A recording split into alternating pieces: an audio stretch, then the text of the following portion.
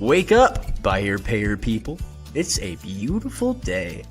Go grab yourself another cup of joe and say hello to Jim and Michelle Rhoads on the Buy Here, Pay Here Morning Show. Take it away, you two.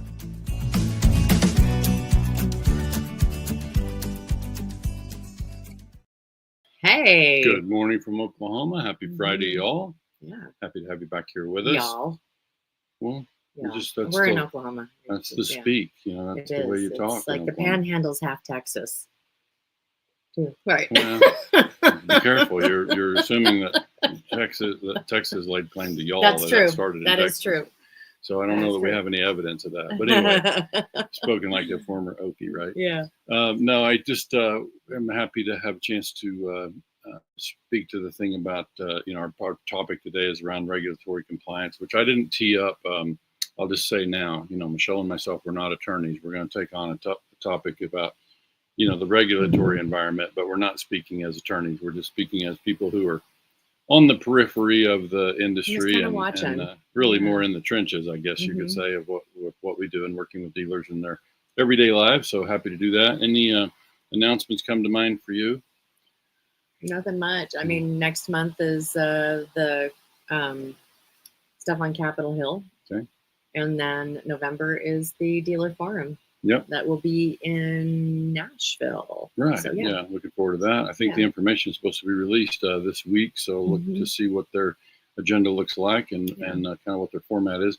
But also, I just wanted to share with everybody that I started into a study this morning on cash analysis. Repo rates have been high, right? And so I had in mind for our topic today. So look for this to be kind of an ongoing thing because I just wasn't satisfied with the amount of data that I was able to pull together to tell a meaningful story.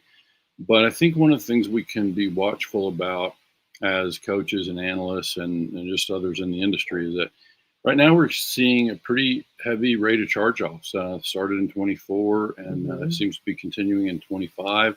And in doing some work with a dealer yesterday and looking through their numbers, it just kind of stimulated this idea that really need to look at also the cash impact. Obviously, there's a profitability question, there's an interest coverage question, but the cash flow, could be up as a result of these repo recoveries. It depends a lot on the value of these repos that come back in, and so there's a whole thread there to analyze. But I want to wait and bring that back whenever we've got more information. Okay. Yeah.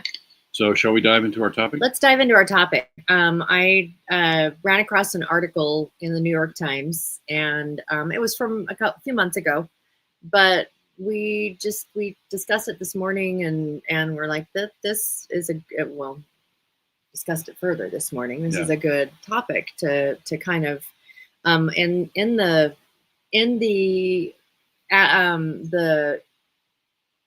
where charge-offs are up, repos are up. This is relevant to that story or that conversation as well. And do you want me to bring it up or?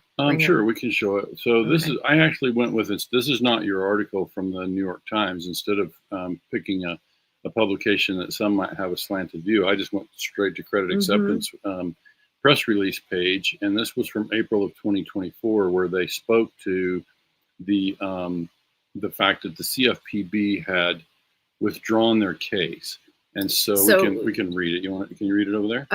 Yes, I think you can close. Oh, there you go. Actually, I'm going to need to go to the page and read it from there. This one. This one. Okay. Credit Acceptance Corporation announced today. This is in End of April. That the Consumer Financial Protection Bureau, the CFPB, which they're really something that's very relevant to what it is that we do, filed an unopposed motion to withdraw from a lawsuit that it had initiated jointly on January 4th, 2023. With the Office of the New York State Attorney's General Office against Credit Acceptance in the United States District Court for the Southern District of New York. As of the filing of this CFPB's motion, Credit Acceptance's motion to dismiss the case on its entirety remains fully briefed and pending before the court. I didn't see anything that was an update on that, whether or not it had.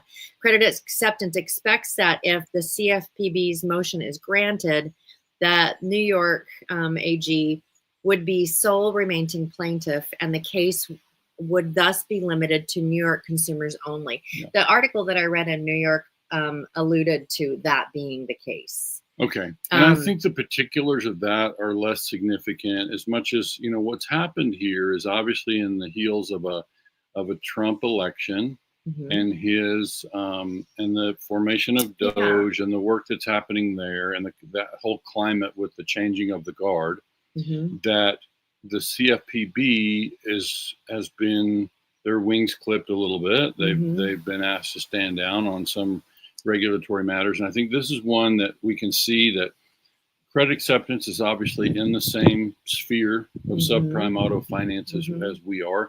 They're a behemoth of a finance company, and so, you know, it makes sense that they would be among the more likely targets to be in the crosshair. But I think there are lessons for all of us to learn in the buy here, pay here space from what happened here, what didn't happen here. And I think as more than that, it's like, what is the future of regulatory compliance for us, and how do we want to conduct ourselves in the meantime, you know, until regulatory compliance may require us one day to do more.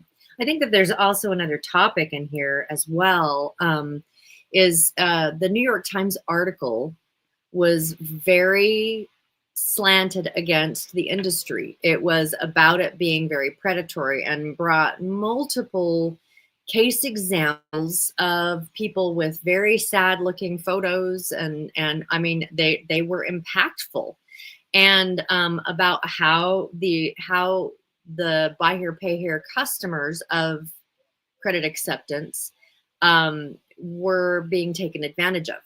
And so the other part of this that I think that we can learn from is that even though we mentioned a month or so ago that there was a survey that went out across the nation of what industries, if they were required to tell nothing but the truth from now on, would self-implode.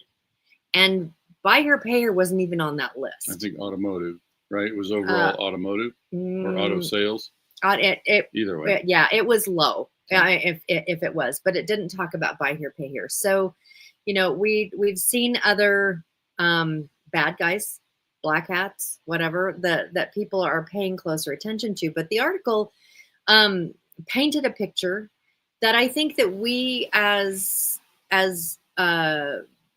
representatives of this industry, us and all the dealers out there and the other vendors and all of that, the impetus is on us to really move forward to changing that, the way that we are perceived. Right. And you know, Jim has said a bazillion times, trust me, I'm a used car salesperson, and that just doesn't fly. It's through actions rather than words that begins to change. So that's the other part of this topic that I think that we can chat about for a little bit. And I think folks know about me that I'm inclined to make sure we always incorporate the carrot approach into what we do, not just the stick. And obviously the CFPB was carrying a big stick and going to go around and whack dealers hard, or finance companies, for, you know, failing to, you know, protect consumers in a certain way. And I think what I see Way being able to do in this case, and all of us in the industry who are, you know, operating from a place of principle, to be able to showcase that really these things that might be viewed as predatory, when you don't operate your business in that way, and you know, are operating from a place of principle, we have to work together to show. Michelle and I do a lot of work over here, and others have joined us in that story and that mission to showcase that when we operate with principle, we, one, have a chance to be more profitable, two, have a chance to be around a lot longer and become good neighbors in our community. And we think that's going to be the path forward in an environment where you've got we can say we're slipping back into the Wild West a little bit. the sheriff just got their badge taken away. And so now it's like, okay, so we're back to sort of Wild West in the regulatory area potentially. And I think that's something that we just have an opportunity, those of us who do want to operate our businesses in a way that is, I'll use the word compliant, compliant with what, right? But in the way, if we want to be, if we want to appear scrupulous and we want to be transparent and trustworthy, then the case that we make is that those dealers who show themselves as trustworthy are going to be the ones who win business today and tomorrow. Yeah. And, when I went through that article at New York Times, it's back in April, the examples of people being taken advantage of, there were some themes in there that I think are that just play to what is it that the media is looking at. One of the biggest ones was they sold me a car that within 3 months had broken down. The whatever it is, it was mechanical issues with the vehicle, and that it no longer worked, yet they were still expected to pay the loan. Right. Now, yes, I mean that's part of the nature of what it is that we do. So what we, through looking at it through the lens of White Hat Way, how are we supporting our customers when something like that happens? What programs and opportunities do we have? I mean, do we have a service contract? Do we have a warranty? Do we have a internal side note program? What do we have that can help get people back on the road? It's like collect the cash, not the car. What things do we have in our arsenal that can help with that? And that, I think it was 3 or 4 different people that it cited these cases, and that all of them seemed to have some kind of mechanical thing. The other thing that they talked about was the markup and the interest rate. So, and again, those are 2 things that we can't do very much about, but I believe that we can educate really well so that people understand why that's necessary and that we support people through this process. It's if come up with ways to be able to potentially reward on-time payments and good follow through from our customers, so that they can experience something that's a little bit better potentially, or things like that. So mostly it was those 3 things: the interest rate, the markup, but all of them had mechanical issues, and that's why their car was repoed. Yeah. So I think there's a lot of things in what you just talked about. I would say the mechanical element is just one, right? It's like the question is, can we show ways to support the customer?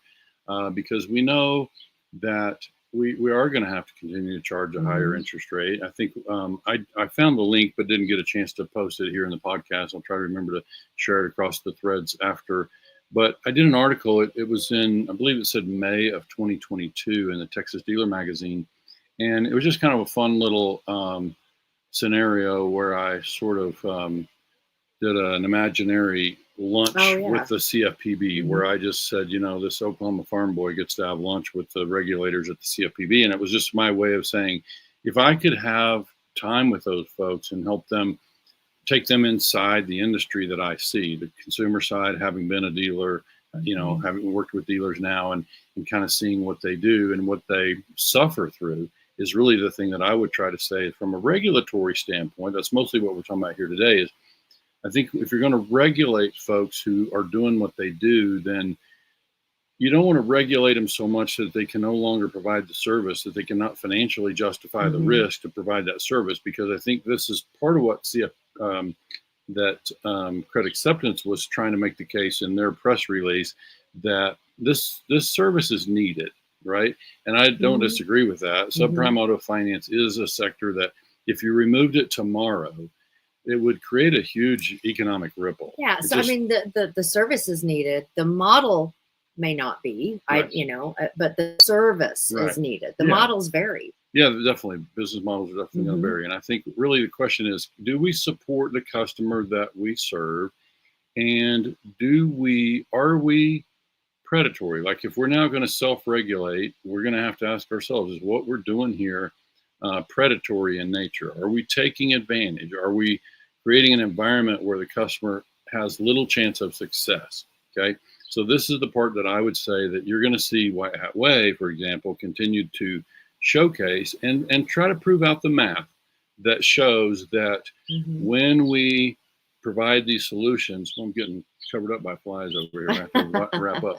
But the idea is to make sure that we can show that we are charging what we need to charge, that we're supporting our customers' success, that we're helping them to have a chance to be successful, and then also just looking at the overall thing about, are we, because I think about there's regulatory, which is going to be the agencies and, whether that's federal, state, or whatever. But then there's also civil litigation, right? Customers feeling wronged. And I remember the attorney years ago, he's long since passed, but he said that, you really just want to make sure your customers don't end up in an attorney's office suing you. And so if we just use that as a measuring stick to say, what can we do to make sure that we have had a chance to keep the customers happy, and that they don't feel wronged, and that they don't feel like they need to go see an attorney because of those kind of situations. And this thing you described about car broke down in 3 months, the customer might feel wrong and go to it every day. But that's a case that the dealer's probably going to win. It's just unfortunately they're going to have to defend themselves, right? Yeah. So I mean, it's like the reason why their car was repoed is one thing. And then it was painting the picture of the bad of, well, it got repoed, which they, are you too quick on the trigger to repo? And then it was about the predatory practices of markup and interest rate and those kind of things. I think the flies are about to carry me away, folks. We gotta wrap up. But I would just say in closing, I think a couple of things I would say. In order for us, if we're the Wild West and we want to win customers and we want to be around and we don't want to get sued, then I would say we want to support our customers. We want to have a path to success in our structure. Okay. Do they have a chance to be successful? And then, in doing all of those things, we would have a chance to educate the customer through that process, which of course will facilitate success.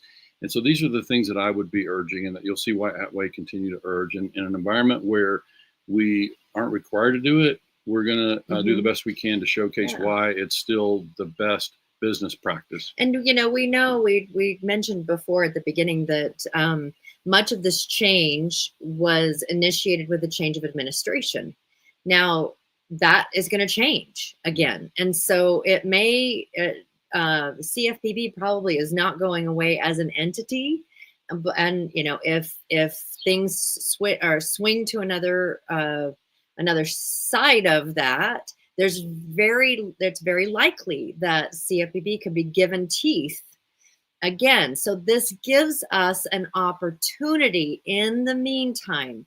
So we've got a few years to just really shift the way this industry is perceived, so that when or if the administrations change to an administration that is not as friendly for the industry, that we will have made whatever shifts that need to be made to really make the case in an honest, transparent way about why we have higher interest rates, why there is a markup, and that we are, through White Hat Way and those that are working with us, that we have pathways to success, and that the success of the consumer is our primary objective. Yeah. And that we have some time to really shift things within our own industry, so that I don't think it's a matter of if, I think it's a matter of when someone else is making the decisions around what will be funded,